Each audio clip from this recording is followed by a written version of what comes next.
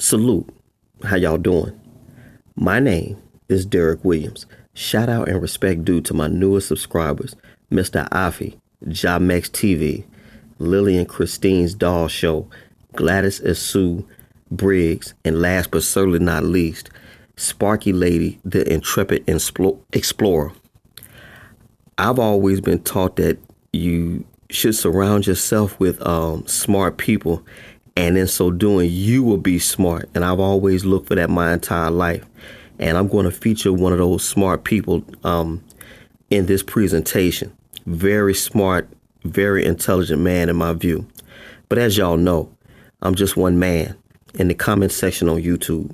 The title of this presentation would be called Dr. Bombay, a Learned Man. Dr. Bombay is based in the Maryland, D.C. area. And every time I hear this man comment, or see him comment, I should say, always with intelligent comments, always with a quick wit. And that's the type of person I aspire to be. And I always defer to people who have more knowledge than me. I always yield to Snapzilla Gorilla or Citizen Man, and even the Information Man out in California. But this guy is right up there with them. And I'll just defer to people that got knowledge. And I just want to take my hat off to Dr. Bombay. And I will be making him a moderator on my YouTube channel in the very near future. But I'm going to let Dr. Bombay speak on some issues that are plaguing our men. And it's not a good look at all for any of us. So all y'all take care. Greenville, Mississippi till I die. Brothers, what's happening to us? What are we doing? So here we have this technology which gives us a voice in front of the whole world. And what are you doing with it? Are you using your social media following to activate and organize people? Or to create a grassroots organization to help with the community? Or are you more interested in just having your voice heard as you rant on and on for hours about a bunch of nonsense? What nonsense, you ask? Well, men bickering with other men online, brothers beefing with each other. So you don't agree with what somebody said and you feel the need to launch a personal attack? You don't just stop there with the commentary, but you make it a personal attack by talking about a person's personal appearance, their family members, and anything else petty you can come up with. Some have even gone as far as to even dox people. You follow up by saying you're the bigger man, but as soon as things are quiet, you launch another campaign attacking the next man again. Some of you even claim you're comedians and somehow feel this gives you a license to insult, put down, or destroy the characters of other brothers without regard.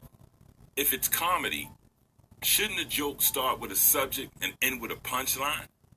It's not comedy if you're mocking and just hurling insults, impressions included. Question: what were the last 3 comedy clubs you appeared at? Anyone with eyes can see it's all about views, cash, and that's the problem. Brother, put your shirt on. Well, what are you selling?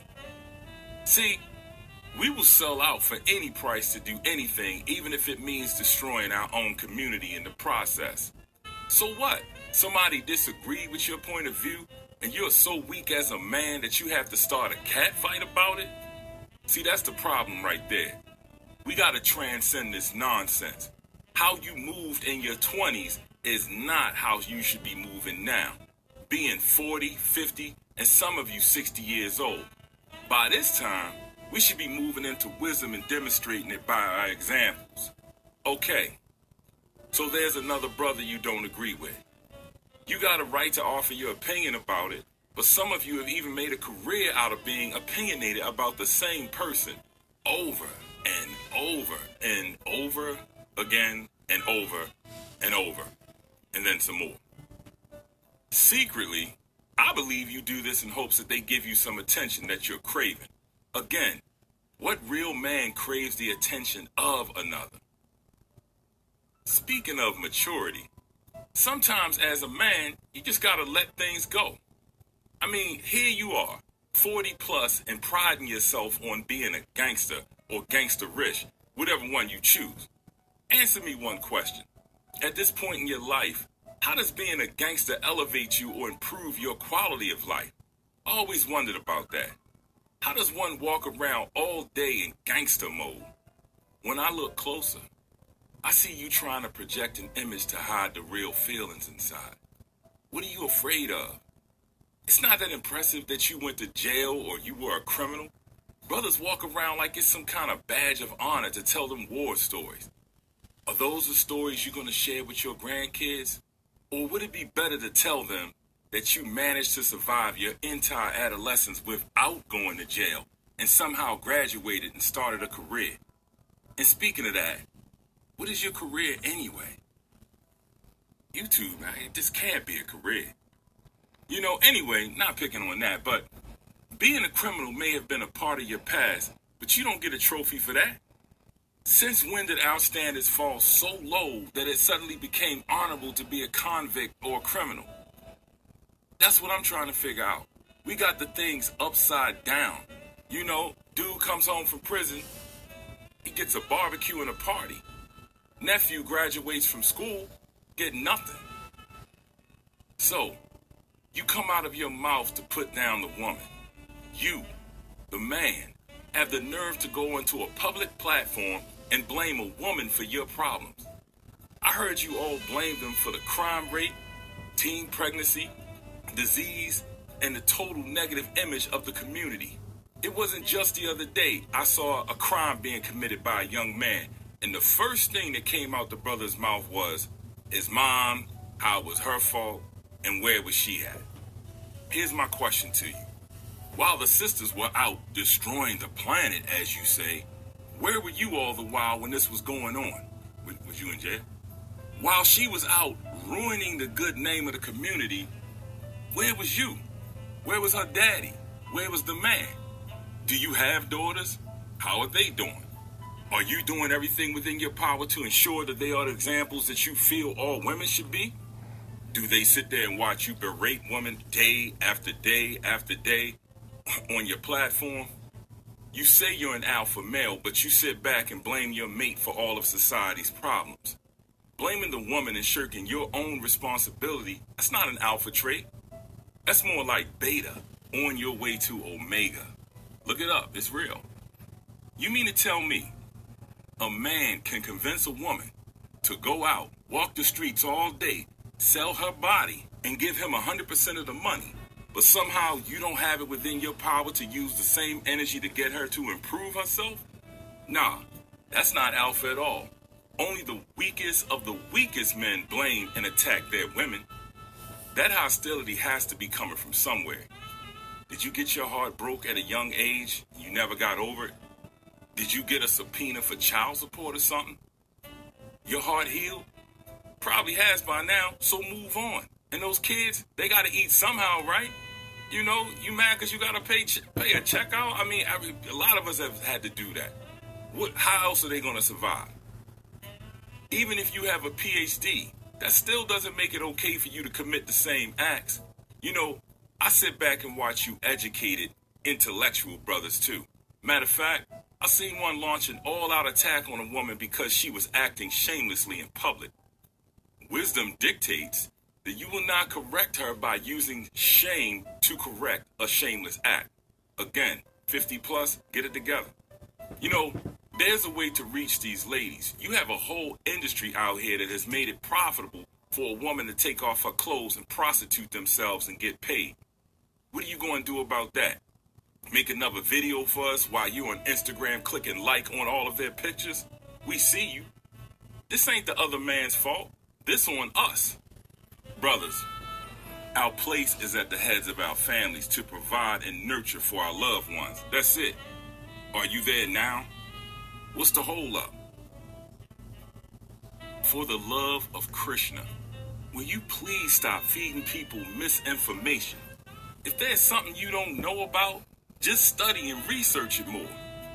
I know it's exciting when you get members listening to you and everything, especially on lives, but keep in mind that you're dealing with some impressionable people that you may end up misleading. I listen to you and you go on for hours and hours talking about conspiracies that you have no proof of and other baseless claims that have no merit whatsoever. Mostly, what you're doing is engaging in fear-mongering by telling your fans about how there's somebody coming to destroy them by poisoning their food, water, radio, airspace, or whatever you can think of. It is true that there are environmental concerns, but these boogeyman tactics got to go. There's actual real data on some of the things you're discussing, but you have not taken the time to go research, find out, and present that data. You blame groups of people for these acts, but you don't have any documentation or scientific proof to back it up, or anything else you say for that matter. If your only source is Google, then that would mean that whoever controls the software controls your truth. Can you name any single member of the Illuminati, the Boule, the World Bank family leaders, or elites? But when you drop these words, it sounds good though, right? What you may say even has a hint of some truth, but if you're just speaking from your head because you feel you are now learned and are a wise person because some less intelligent person in your comment section agrees with whatever you say, then you're off your square for real. Every so often, one of your members dares to speak up to question you, but you did that with the quickness. You get loud and defensive while attacking the individual. Any true alpha male would simply respond with the phrase, "I don't know." But that ain't you, right? You're more interested in sounding heavy and being worshipped by your followers. Is that why you demand absolute loyalty from them? If the information you provide has any liberating qualities, you would encourage them to go out and explore other things. But your ego can't stand the idea of that, can it? You want them locked into you as you spew a continuous chain of non-facts while you rapidly move from point to the next point, interjecting conjecture to somehow fool the listener into believing what you say somehow lines up. All that historical babble with no basis. Some of us do speak fluid Hotepian and have already debunked that nonsense. You double down by giving bad advice by discouraging people not to take certain actions because the scope of those actions you can't comprehend. Example, you tell people not to vote. Why? You say voting does not change anything and the system is totally rigged and it's against us. Personally, I'm not a political analyst and my knowledge is only basic, but there are a few things that I'm aware of. Let's do some math. So, if 35 million black people vote the same way in every election, they will most likely be taken for granted and possibly ignored, right? See, I agree with that logic as well. Question, what would happen if 30 million black people demanded that a particular candidate deliver on a specific agenda tailored to help our group? I already know what you think. Politicians have lied in the past and fooled people into believing that they would help them, and then as soon as they elected, they turn their backs. I agree with you too on this point.